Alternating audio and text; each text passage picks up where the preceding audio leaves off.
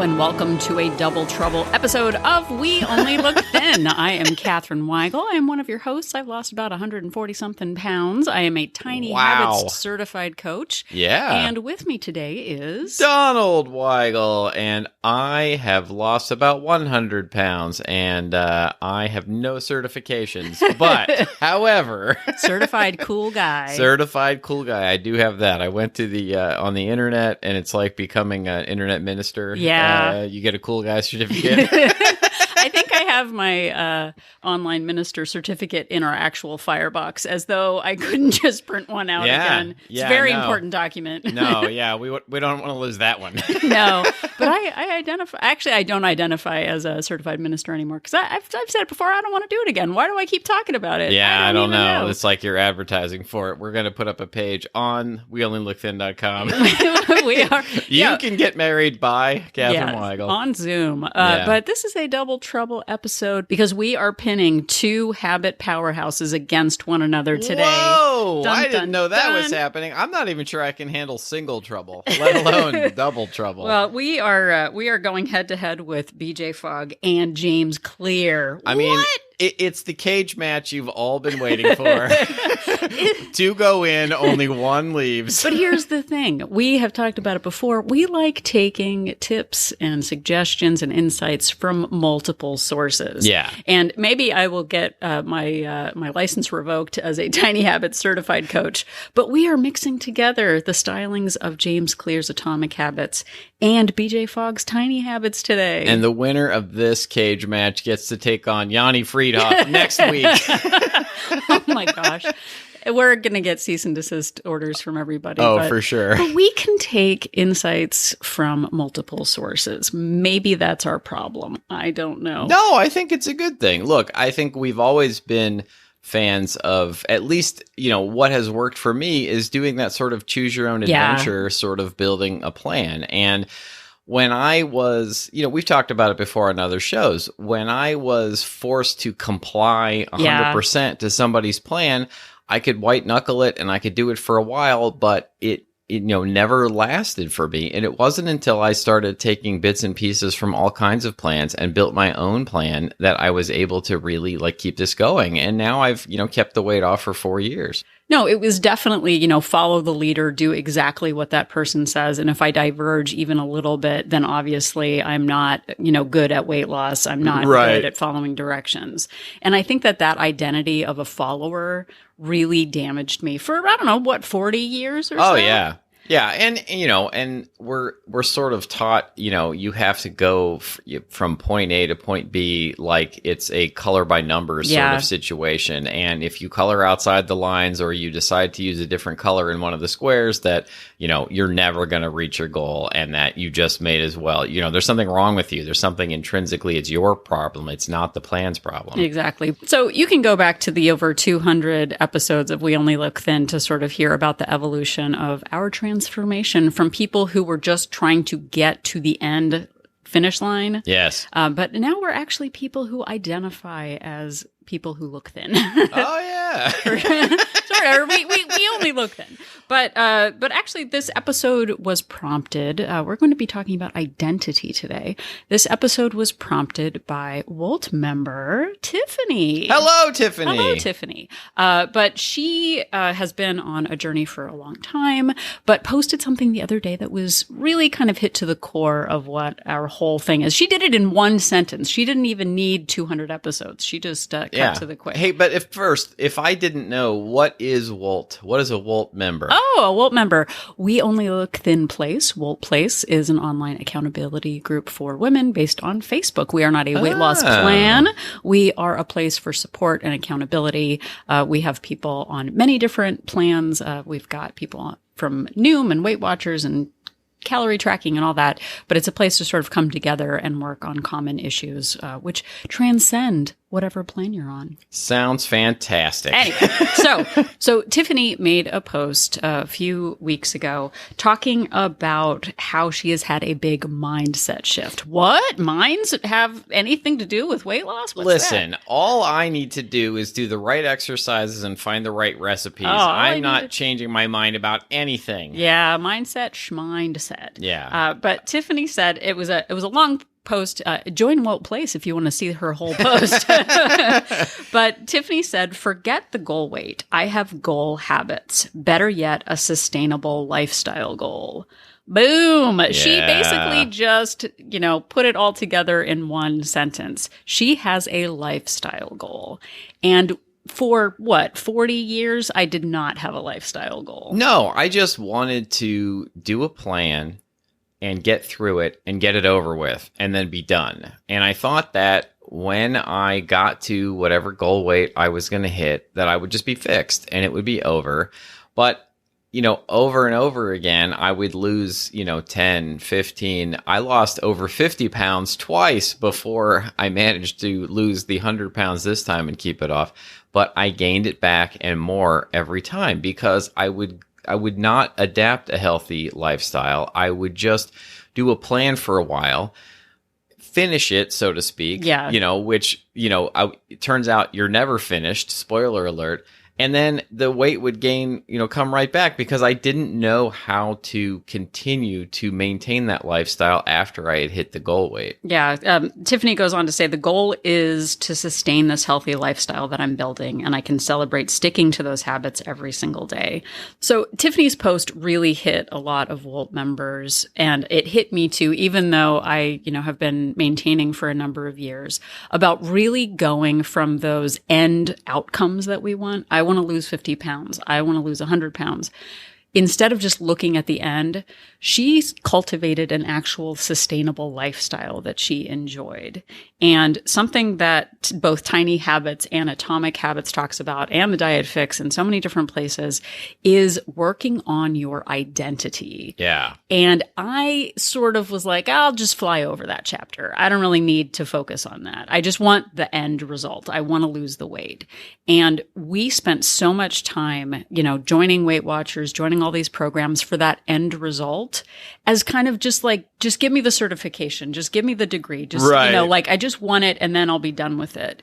But actually working on being the kind of person who cares about their health didn't occur to me until my 40s. No, and even while, it took me about 2 years to lose the 100 pounds. And even while I was going through that, I wasn't really consciously thinking about developing a healthy lifestyle.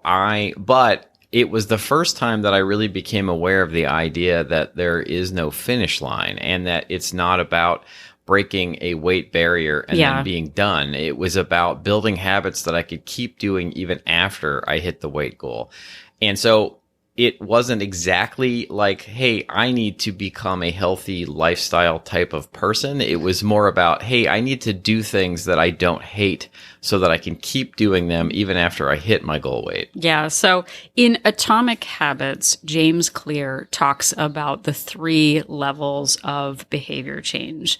The most shallow, or sort of, the most superficial is the outcome base. Again, it's that I want to get to the goal. I want to finish college. I want to lose 50 pounds. I want to run a marathon. I want to, get to this end. I want to write a book. Those are aspirations, as BJ Fogg talks about. What? Whoa! It's like a mashup. Don't cross the streams. Exactly. I'm crossing them. But then, so I wanted to lose 50 pounds. I wanted to lose 100 pounds. So the next level is the process. What you do to get the outcome. Yeah, those are all of the habits that you put in place to get there. Right. And then the most significant level in the middle is the identity. who you wish to become. And I never really thought about who I wanted to become. I just wanted to become somebody who weighed 50 pounds less, which isn't the same as actually identifying as a fit person. So for decades, Donald and I focused on the outcome and the process. I joined Weight Watchers so I could lose 50 pounds. I did Atkins so I could lose 100 pounds. But like Donald said, as soon as I got to that point, I thought it was like a fixed rate mortgage. You lock in the weight and then you set it and forget it. And then you're thin. But I would go back to the old habits that I had because I identified as somebody who really liked to eat. Yeah, and I think that was part of the problem. I think this identity can work both ways. I used to really, commiserate with other people. Boy, sure is terrible to have to, do any movement. Sure is, I would sure just rather sit on the couch and eat lots of food in front of the TV. And it's that sort of like camaraderie with other people that in hindsight was really holding me back because there was a part of me that just wanted to let go of any responsibility that I had in the process of not being able to hit my goal weight. I just wanted to be, I'm the kind of person who can't do this. Yeah. I have a metabolism that, it doesn't work like other people's. Like other people just have it easier because they're not as hungry as I am. Right. Well, and I think too, that old identity conflicts with the new habits because the habits were just the means to an end. And there's no end. But I remember being on Weight Watchers at one point and being super strict and, on track. Right. And then we went to Las Vegas. And the only thing I thought about for going to Las Vegas was eating the way I really wanted to eat. Yeah. Like we got off the plane and I was like, we're hitting Cinnabon like the second we get off the plane, which actually happened. Like some people are like, get me, a cigarette and alcohol and let me gamble. And I was like, get me that 2,000 calorie Cinnabon right now. Yeah, I think it's funny. All of the nice restaurants in Las Vegas and you wanted to hit airport Cinnabon.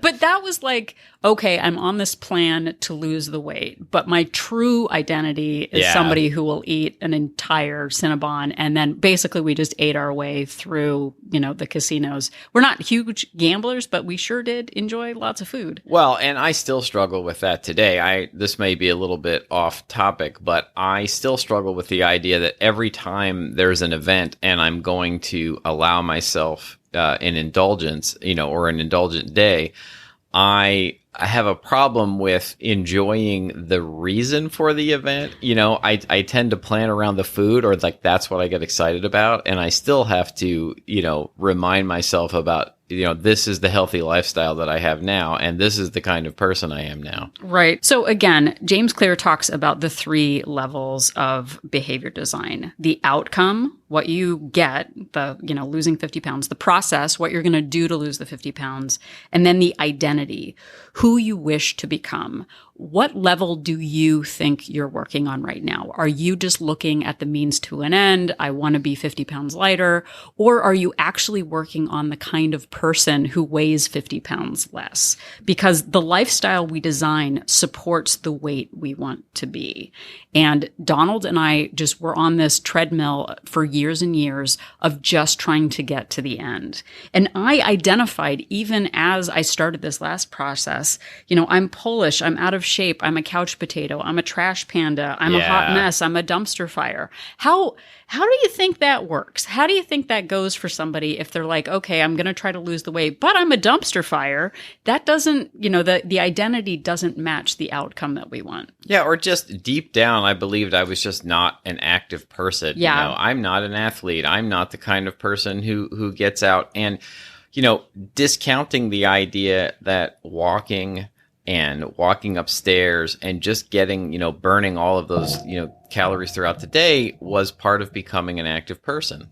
So going back to James Clear, he says there is really a 2-step process. And look, it's a lot more complicated than that, but there's a 2-step process to changing your behavior for good. First, you need to start believing new things about yourself. You need to build identity-based habits. So step 1 is decide the type of person you want to be. And 2, prove it to yourself with small wins.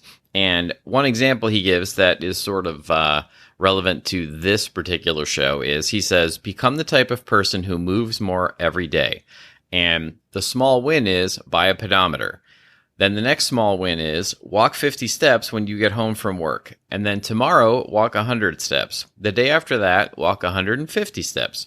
If you do this 5 days a week and add 50 steps each day, by the end of the year, you'll be walking over 10,000 steps. So it's not necessarily just that simple, but it really can be just building it 50 steps at a time. So another quote from James Clear is, "True behavior change is identity change. You might start a habit because of motivation, but the only reason you'll stick with it is that it becomes part of your identity. Anyone can convince themselves to visit the gym or eat healthy once or twice, but if you don't shift the belief behind the behavior, then it's hard to stick with it long term. Improvements are only temporary until they become who you are." So a couple of examples. The goal is not to read a book. The goal is to become a reader. The goal is not to run a marathon. The goal is to become a runner. The goal is not to learn an instrument. The goal is to become a musician. So with that shallow kind of like, I lose the weight. Okay, great. But who do you identify as? I now identify as a person who lives a healthy lifestyle. Yeah. And 6 years ago, like I said, I identified as a couch potato, a victim.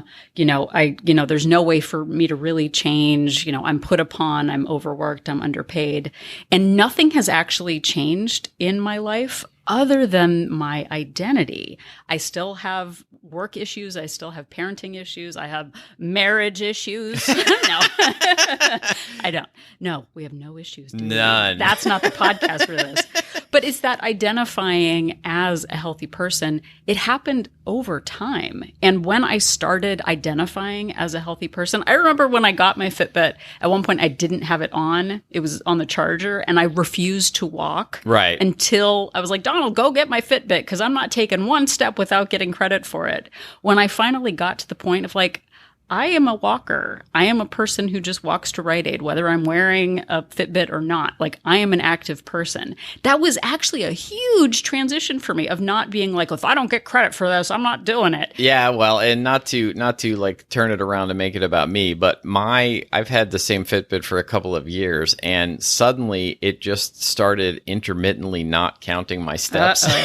And so for like 2 days, I basically, I was, thinking that same thing. I was like, well, if it's not going to count my steps, why should I move? But I, quickly realized, well, that's not the point. And I still need to move, even if I'm not getting, quote unquote, credit for these steps. Yeah. And one of the things that James Clear talks about is like voting elections. Binary, you got good guys, bad guys, whatever. A vote isn't 100%. You don't have to have 100% proof for one person to win. It has to be a majority of action. So it's not like Donald and I don't have setbacks. It's not like Donald and I don't still enjoy. Look at me, I'm teaching you something. But it's not like Donald and I don't still enjoy the Super Bowl or don't enjoy, going off track or, eating in a way that isn't, right, super great for a couple of days.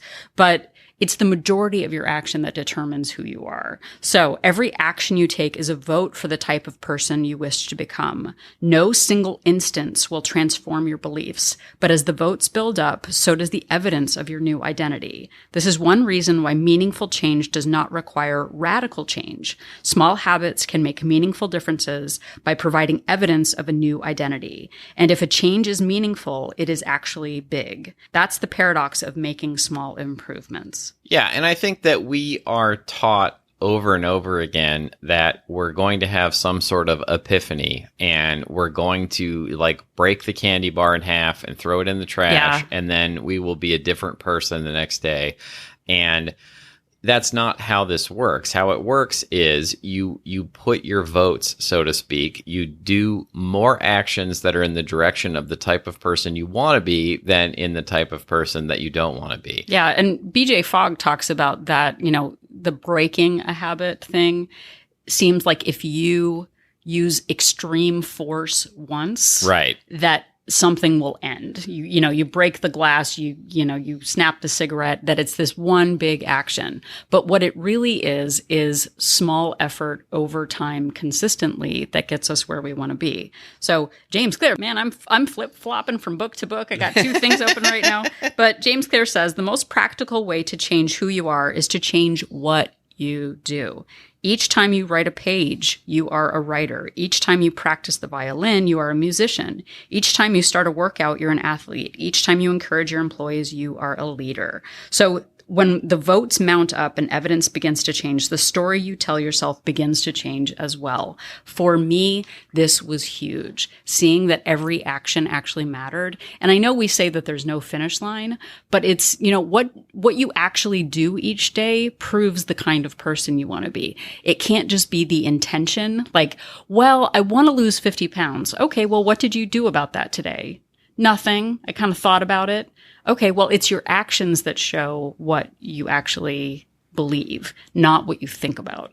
Yeah, and eventually it just sort of becomes second nature. I mean, in the same way 5 years ago, 6 years ago, I used to just, go out of my way to find the closest parking spot or to avoid walking up a flight of stairs or to carrying anything.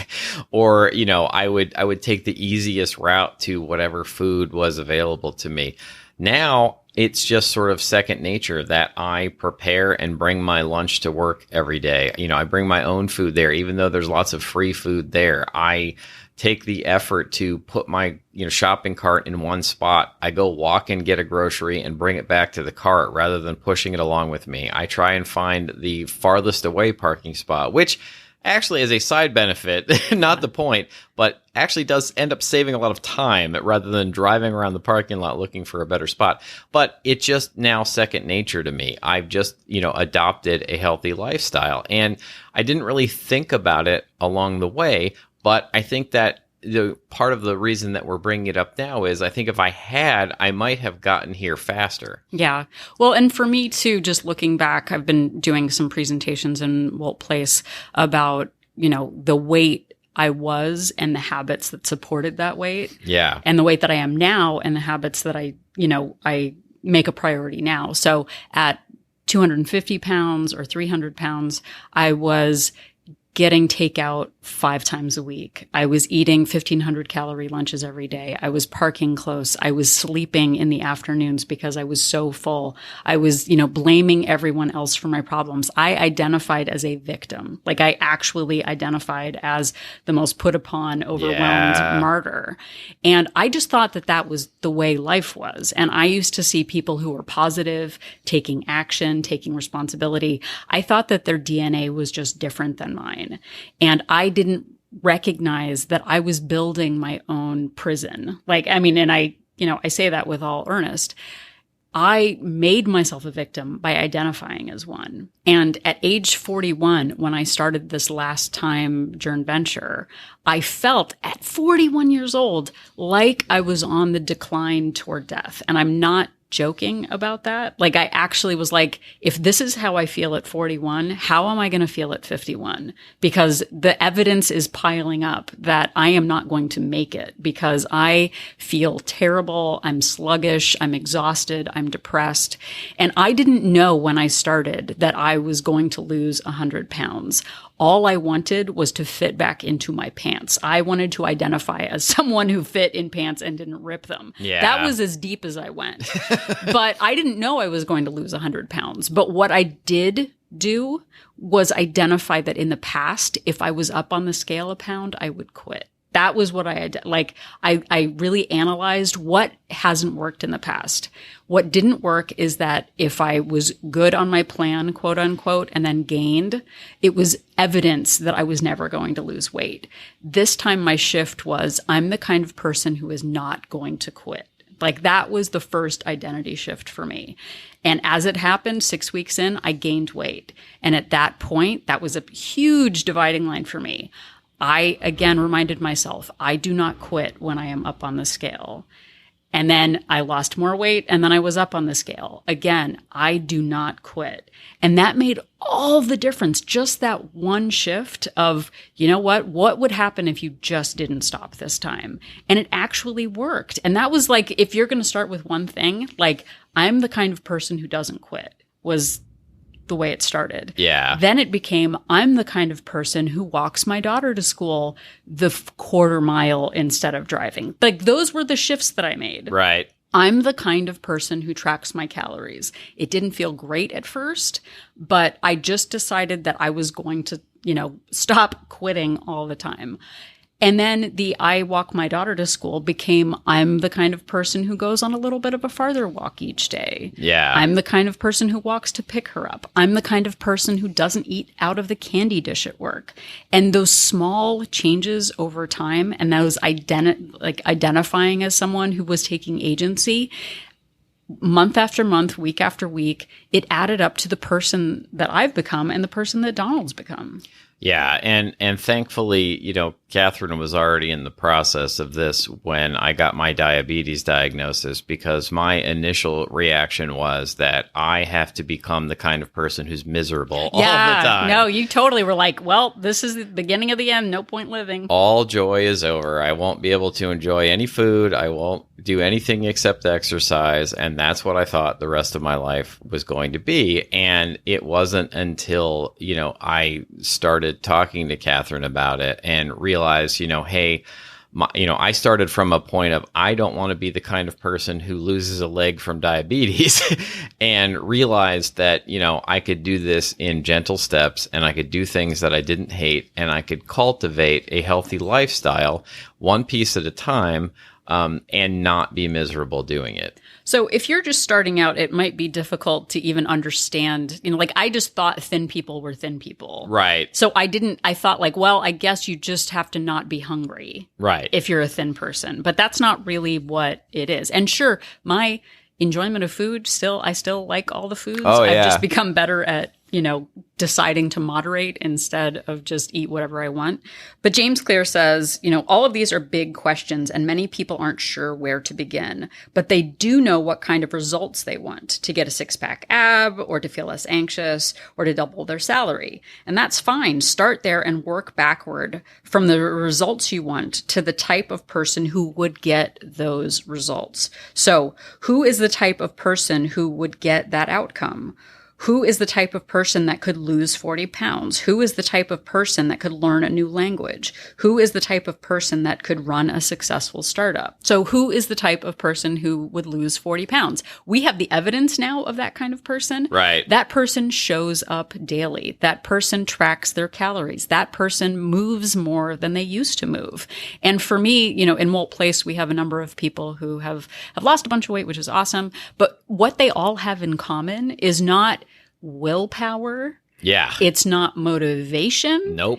It's eating at a deficit. What? No. Yeah, exactly. Isn't there some other answer? Yeah. It's not willpower. It's not motivation. It's consistent habits over time. And the more we have those votes or that evidence that's, the habit that we have, that's what we're going to get. So when you're, going through your journey and you're making a decision about what to do, continuously ask yourself the question, what would a person who hits their goal weight and maintains it do? What would they do in that situation? And that, for me, has been my guiding principle in all of this. And I think about that all the time, and it really seems to work for me. Well, and two, we identify as many things outside of weight loss. I identify as a Californian. I identify as a Gen Xer. I identify as a mom, a wife, all these different things. Donald identifies as a Steeler fan. Yes, go Steelers. Red or no? Red and what? I was going to say black and yellow. But I messed it up. But Donald's evidence of being a Steeler fan is having all the gear and the hats and the jerseys and the terrible towels. And the amount of intense stress I feel during every game. Right. But I remember a woman that I knew who went to my college, went on to get a master's degree at a university. And day one of getting into the school, she had the banners and the sweatshirts and the hats and the tailgating gear. And I was like, what a faker. She's been there one day. Like what?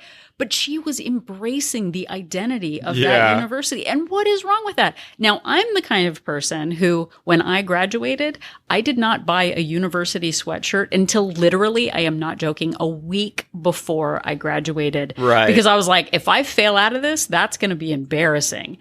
I didn't, but I identified as I was very tentative about my ability to be successful. But this woman bought all the gear from day one. And this is something that BJ Fogg talks about of identifying and embracing the identity of the person that you want to become, not being tentative about it, but really embracing it. So he says, finish this sentence. I'm the kind of person who, with the identity or identities you would like to embrace. So I'm the kind of person who is a runner. What does that person do? That person runs multiple times a week. That person does a couch to 5K. That person buys the Nike running Just Do It shirt. That person buys the running shoes. That person, joins a club, subscribes to the magazine. Yep. Like there are all of these trappings that determine the kind of person you are. I don't want to do the running part. I just want to do all that other stuff. I want to get the shoes and the jacket and subscribe to the magazine. Well, but here's the thing. The other part of that is buying all the stuff, buying the treadmill and buying the whatever. But I used to buy the treadmill to lose weight. Right. I didn't buy the treadmill to be a fit person. Yeah. Which is a big difference. It doesn't seem like I bought it to maybe have it become a place to put shirts. For sure. But now, we have our rebounders out in the living room. They're not attractive, but if we put them under the bed, we would never use them. So we're the kind of people who keep workout gear easy and at hand to make it easy to work out. Yeah, and believe me, they get used all the time. They do. But it's that, building the lifestyle of the person who has that identity is go to the events that people gather, do a 5K for the fitness stuff, buy the kind of food that fit people buy.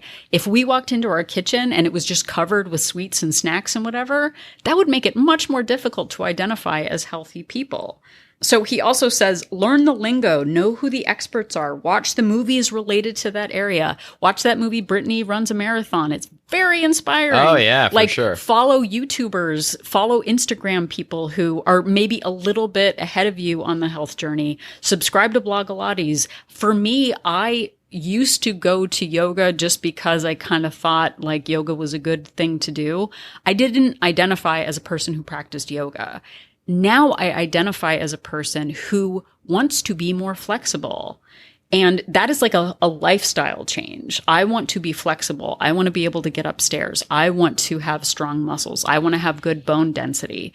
So for me, the daily practice of doing yoga is about my lifestyle. And maybe some days I only do 5 minutes, some days I do 30 minutes, but I identify as a person who practices yoga. So I've got the mat and the blocks and the yoga t-shirt, and the water bottles. I have all the trappings of a person who does yoga consistently. Right. And I identify as a person who is married to a person who does yoga.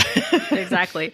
But, wearing the t-shirt of the person, really embracing it. He even suggests updating your social media page to reflect the kind of person you want to become. BJ Fogg surfs. So he's got the surf shirts and the surf magazines, and he watches the surf videos, and he goes to the beach and he knows the swells for the tides. We were just watching a show where somebody was making fun of how surfers never shut up about surfing. Well, and look, and I was vegan for 8 years. Yeah. And the whole joke is how do you know someone's vegan? Don't worry, they'll tell you. Exactly. But it's that thing of we embrace weight loss maintenance.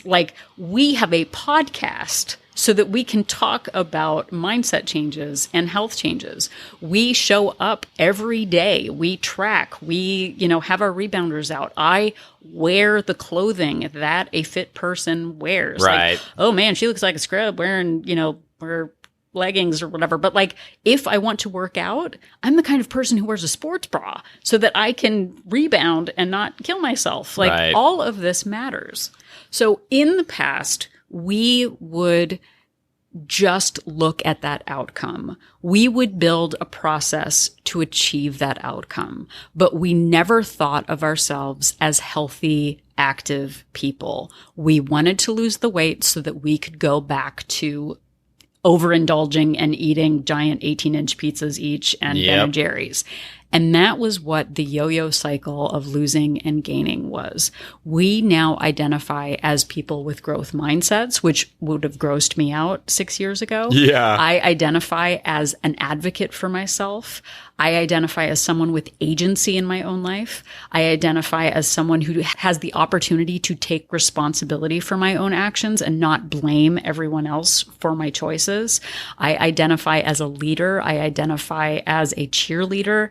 And all of that is cultivated over time, action by action, vote by vote, for the kind of person you want to become. And to tie this back to what Tiffany said at the beginning of like, the habits are what get her to the identity that she identifies as. It doesn't matter when she hits her goal weight, because her goal habits really solidify that identity that she has. Yeah. So where are you on this spectrum? What are the small steps that you could take to start identifying as that person? Subscribe to the magazine, listen to the podcast, follow the Instagram people, join Wolt Place. Ha ha ha ha. Like, but actually build the lifestyle, build the support community. We talk about this too, about maybe the people in your three-dimensional life aren't supporting you the way you need to be supported. For me, showing up to Weight Watchers once a week wasn't enough of an identity shift for me. Go to the clubs, join the meetings, read the books, fill your life with the kind of people that you want to become, and it will help you become that person. And thank you so much for identifying as the kind of person who listens to We Only Look Thin. We appreciate each and every one of you. We have over 200 episodes, all available wherever you found this one, and also anytime at weonlylookthin.com. Yep.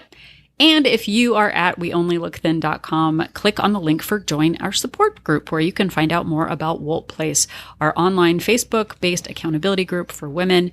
We have 2 subscription options, a monthly option with a 3-day complimentary trial and a 3-month subscription with a 7-day complimentary trial to see if Wolt Place is right for you. As we mentioned, Wolt Place is not a weight loss plan. It is not a diet. It is a place for support and accountability and fellowship, and to be on a journey with other people in all stages of their weight loss journey venture. And it is super inspiring and wonderful. And give us a try, see if it's right for you. Yes, indeed. Please do. And if you'd like to interact with us in other ways, you can find us on Instagram, Facebook, and Twitter at We Only Look Thin, or you can send us an old-fashioned email to weonlylookthin@gmail.com. We love hearing from you. We love episode suggestions, questions, all sorts of interactions through the email. And I think coming up maybe next week, we will have an episode based on a listener question. Yep, we sure will. And if you have a couple of spare minutes and can head over to Apple Podcasts, please leave us a rating and a review. We have over 500-star reviews. We so appreciate them. Not only does it boost our mood, but it also boosts our ratings and listings in Apple Podcasts when other people are trying to find inspirational podcasts such as this. Yes, it does. And if you don't feel like doing any of those things, why don't you just tell somebody about the show? Word of mouth is one of the best ways to get information about the show out and to grow our listenership. And we would appreciate if you have somebody in your life who you think might enjoy the show. Let them know about us. So if you're still wondering who would win in a cage match, James Clear or BJ Fogg, for some reason they're in a cage match, just remember that Donald and I are an inspiration.